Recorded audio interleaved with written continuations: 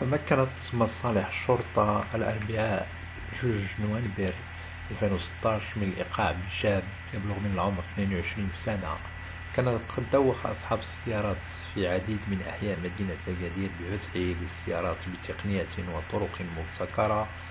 وقد جاءت عملية الإيقاف بعدما ضبط بحيل مسيرة أثناء محاولته فتح باب إحدى السيارات كانت مركونة بالحي المذكور لسرقة ما بداخلها، قبل أن يتم اقتياده إلى مقر مصلحة الشرطة القضائية بأكادير. وقد تبين من التحقيق أنه مبحوث عليه على الصعيد الوطني من أجل قضايا مرتبطة بسرقة نوع محدد من السيارات.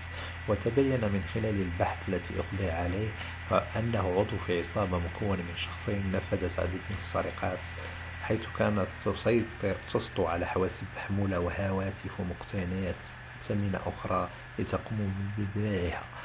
قد أسفرت عملية التفتيش التي خضع لها الموقوف عن حجز مجموعة من الهواتف النقالة، بالإضافة إلى مفاتيح وأدوات يستعملها في أعماله الإجرامية.